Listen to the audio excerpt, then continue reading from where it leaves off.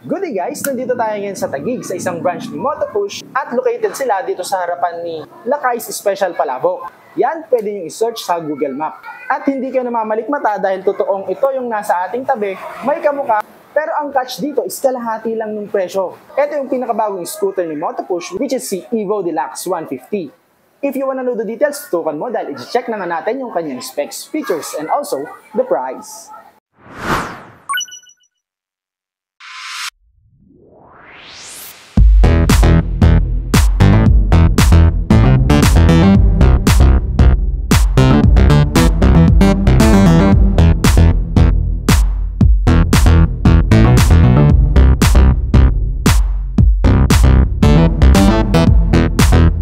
Umaga, gabi o hapon mo man ito napapanood, bagong video, bagong scooter at bagong pag-asa sa mga kasama nating vegetarian. Wow! Maniniwala ka bang itong NMAX lookalike na ito ay 75,000 pesos at kung cash naman ay may less pang 2,000 pesos? Let's compute the difference. Si NMAX V2 merong SRP of 155,900 pesos. I-less naman natin itong SRP price ni Motopush Evo 150 na 75,000 pesos. E di may matitipid ka or mas mura ng 80,900 pesos. Pa-comment naman guys kung anong say nyo sa kanyang presyo. And please paglalambing naman po, do not forget to follow, like, share, and subscribe para marami tayong kasama sa pagre-review ng motor. Umpisa muna tayo sa mga kulay na pagpipilian. Sa kalagitnaan muna tayo sa mga kakulay ni NMAX. Nandyan yung matte black and glossy gray. Bandang kanan, ito yung matte blue. Ito namang vinablog natin na glossy red at agaw pansin naman yung puti. Marami ng kulay na pwedeng pagpilian. Dito muna tayo sa kanyang front wheel. Meron ito ang tire size na 3.00 or 90/90 by 13. Medyo mataba lang kay NMAX na 110/70 pero parehas silang 13. Ang kanyang braking system, hydraulic disc brake with single pot caliper. Ang tansya ko, kasukat nito yung brake pad ni 150N and 150Q since magkamukha sila ng caliper. Ang disc naman nito merong kapal na 3mm. Yung style ng kanyang disc ay pang NMAX din naman. The suspension, meron tayong telescopic fork na black ang finish. Yung design naman nung kanyang alloy mags ay pang NMAX V1. In actual mo tong sipatin guys, tsurang matibay. Yung kanya kasing strand ay makakapal. And the paint job ay okay na okay. Additional info, ito rin ay tubeless na. As you can see, meron na rin itong counterpart na plastic na sumasalo ng dumi para hindi mapunta sa kanyang body frame. Pwede ka rin mag-install ng mudguard para minimal lang yung talsik ng dumi. Sa kanya namang fairings guys, in fairness dito kay Motopush, mas maganda na yung nilagay nila dito kaysa sa mga previous scooters nila. Mas makapal and mas maganda yung kanyang paint job. Kung makita mo to in actual, may pagka-glitter effect na din. Ang headlight nito ay LED light na ang ginamit. When turned on ay ganyan yung kanyang itsura. Hindi po ito naka-automatic headlight on. At kahit na hindi nakaandar yung kanyang makina, pwede mong i-switch on yung kanyang ilaw dahil ito ay battery operated. Lahat ng kanyang ilaw ay LED, maliban dito sa kanyang front turn signal lights. Aangat naman tayo ng konti, makikita natin itong kanyang tinted windbreaker. Same with NMAX, ito po ay non-adjustable. But still, kahit na ganon, hindi matatawaran ang tulong nito sa driver. Nalilesen kasi nito yung wind drag na tatama dapat sa driver. Sa mga kasama nating nag-shift from manual to automatic, alam nilang i-relate yung sinasabi ko when it comes to long ride.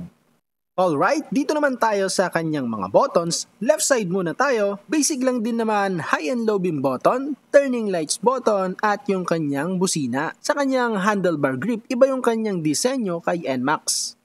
Sa kanyang mga levers, wala itong kulay. Ipapapansin ko lang yung yellow button, yan po yung kanyang passing light. Left side naman tayo, nandyan yung buttons for the hazard light. Yes po, may built-in na po siya. Sa baba nito, nandyan yung kanyang headlight switch at yung ating starting system, push button. Not only that, meron din siyang kickstart para sa ating starting system. Ito ang kanyang handlebar end ay bakal. Ang kabuuang itsura ng kanyang cockpit ay ito. Malinis lang din tignan at mataas yung kanyang grab bar kaya komportableng i-drive.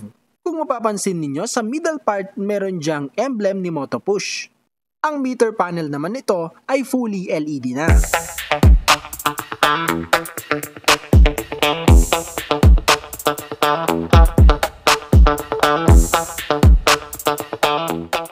Ipapapansin ko nga rin ang scooter na to ay keyless na rin at pwedeng gamitan din ng mechanical key. Sa baba naman yan, pwede mo na rin buksan yung kanyang fuel and seat, may buttons na indicated na rin. At alam nyo ba na kung naka-activate itong si Evo Deluxe 150 ay umiilaw na rin itong kanyang susian. Kung tatayo ka naman dito sa kanyang left side, ayan yung kanyang itsura. Meron itong Motopush na logo sa taas ng kanyang turning lights. Meron naman itong riding position na touring at saka standard. Napakaganda ang ilong ride ng scooter na to dahil yung paa mo ay pwede mong itiklop or pwede mong i-extend. Isang modern na feature na meron na rin siya ay itong kanyang side stand kill switch na kung nakastand ay hindi mag-start ang scooter. Ito naman yung kanyang fuel tank. Ang capacity nito is 8 liters while si NMAX is 7.1. Medyo mas malaki to in terms of capacity. For the fuel consumption, meron itong 37.5 kilometers per liter. Balik tayo sa kanyang front compartment. Kung mapapansin ninyo, may USB Type at Type-C charging station na. Hindi lang yan, umiilaw na rin ang palibot nito para mas madali mong masipat yung butas ng charging port. Dito naman sa kanyang right side, may built-in na cover ito. Medyo malalim siya pero mas malalim yung kanyang left side. Speaking of side, malinis lang yung kanyang side panel. Meron lang ditong Evo Deluxe na embossed. In actual guys, kung sasalatin nyo to, hindi siya yung sabit prone. Mapunta na tayo dito sa kanyang upuan. Ito ay hindi aftermarket. Galing sa kasa ay ganito na yung kanyang upuan. Naka-camelback seat na, iles na natin yan sa ating i-upgrade. Yung quality naman nito ay maganda. Yung kanyang tahi, pati yung mismong seat cover ay matibay. Silipin naman natin yung loob ng kanyang underseat compartment. Para ma-open mo to, pipindutin mo yung button sa may malapit sa ignition. Una nating napansin, meron na rin tong spring which is very okay. Hindi na tayo mahihirapang mag-load or unload ng ating mga gamit. We have a spacious underseat compartment. Siguro nasa 20 to 25 liters to, kaya lang, hindi magkakasya yung isang full face na helmet. Pero yung mga importanteng gamit gaya ng ORCR, yung bag mo, or kapote, pwedeng-pwede dyan. Dito naman tayo sa kanyang engine type. Halos same lang din naman kay Motopush Evo Deluxe V1. V2 na kasi to. 4-stroke, single cylinder, single overhead cam, 2-valve, 150cc, air-cooled and carburetor pa ang isang ito. GY6 pa ang panggilid nito kaya kung nag-aalala kayo dahil bago, worry no more, madali lang hanapan ng pyesa. Doon naman sa kanyang bore stroke, 57.4 by 57.8 mm. Dito sa kanyang maximum power, 6.4 kW at 6,500 RPM. Max torque, 8.3 Nm at 6,500 RPM. Sa power and torque, obviously mas malakas yung kanyang kamuka, pero sa power and torque, hindi naman to huli sa mga GY6 na nasa market ngayon. Lumipat naman tayo sa preno dito sa kanyang likod. Ito na ay naka single disc hydraulic disc brake, mas malakas and actually mas advanced pa siya sa mga scooters ng ibang leading brand dahil naka drum brake pa. Dito naman tayo sa kanyang taillight. Ito yung sulit kay Evo Deluxe 150. Mas mukhang upgraded pa to kaysa dun sa kanyang kamuka. Mas modern look design yung nakabit dito kay Evo Deluxe 150. From behind mo titignan o kaya naman makasunod mo to parang NMAX na upgraded. Guys, top box ready na rin to dahil from kasa meron na siyang top box holder or bracket. Ibawas mo na yan sa upgrade mo. Ang hahanapin mo na lang ay yung maganda-gandang top box. Yung mga malupitang comment ninyo, sisilipin ko yan sa ating comment section. Alright guys, comfort check naman tayo. Ang height natin ay 5'6". Ayan o, malaki talaga siya. Pag nakita nyo si NMAX, yun na yun talaga siya. Yung kanyang itsura at yung kanyang taba. So, itong gagawin natin, height check muna tayo. Lapit natin. Para makita nyo. Yung kanyang turning radius, napakaluwang oh. Grabe. Iba yung kanyang turning radius guys. Oh. Ayan, kanyang itsura. Suspension, pagkasakay mo talaga sa kanya, mararamdaman mo yung ganda ng kanyang suspension, napakalambot. Kung comfort ang pag-uusapan, wala na sigurong mas comfort pa sa NMAX style. May touring at saka may standard foot positioning. Ayan oh. Yung kanyang foot positioning. Yan. So kapag nasa long ride ka, gamit na gamit mo to touring. Ayan o, relax na relax ka lang sa pagdadrive. Tapos, ang kinagandahan nito is yung kanyang upuan. Naka-camelback seat na siya. Parang siyang aftermarket agad-agad. So, ang ganda nung lapat nung pwet natin, nung upo natin. Saktong-saktong height natin 5'6". So, kahit na medyo mas matangkad ka pa sa akin, maluwang itong kanyang legroom. Ayan o, napakaluwang nung kanyang legroom. Ayan. Suspension check. Ayan o, nag-move siya. And din sa kanyang harapan, ayan, moving din siya. Ayan, malambot din. Lalo na siguro kung may angkas ka dito. Sa looks naman, bagay na bagay. Oh. Ang laki. So sa height naman natin, hindi siya ganun katangkad yung kanyang seat height. Pero kasi bulk siya, kaya napapa-tiptoe tayo. Tansya ko naman, kahit na nasa traffic tayo, hindi tayo mahihirapan. Ayan oh. Both feet naman ay medyo tiptoe lang siya. Almost flat-footed na tayo. Ayan.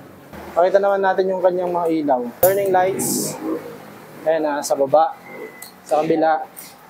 Kinagandaan nito, meron na rin siyang built-in na hazard light. Ayan o. Yan yung kanyang headlight. Lakas din pala o. Oh. Di ba? Kung anong nakikita nyo kay NMAX, parehas na parehas dito sa kanyang upuan. For long ride, okay rin dun sa ating mga back ride. Hindi rin siya mangangalay dito. Malapad din yung kanyang footrest. And hindi siya ganun ka-vibrate. Dito naman tayo sa kanyang presyo guys. Di ba si NMAX 155 is 151,900 SRP. And price may vary pa. Merong ibang kasa may patong. Pero ito is 75,000 lang siya. So mantakin yun, kalahati yung presyo ni NMAX 155. Tapos ang 3 years pa nito, 3,942, magre-rebate pa yan ng 200 pesos pag on time kang magbayad o mas maaga kang magbayad. Mababa pa nga yung kanyang down payment, it is 8,500 lang. Kaya sa 1 year, 8,297 yung kanyang monthly. Sa 2 years mo, 5,031. Kasama na doon yung kanyang free LTO registration. Pag kukunin mo siya ng cash, meron pa siyang kasamang helmet at saka 1-day process lang din sila dito sa branch nila dito sa May Taguig. Sa mga gusto pong mag-inquire, lalagay na lang po natin dyan yung kanilang Facebook page, Motopush Taguig. Doon po sa mga napadaan, maraming salamat po sa panonood. Sana po makapag-subscribe kayo at doon po sa ating mga subscribers. Pasupport na rin po sa ating other social media accounts which is nandyan sa description sa baba. Meron din po tayong TikTok and Facebook. Easy Ride Journey lang din po. At hanggang dito na lang guys. Thank you for watching. Ride safe!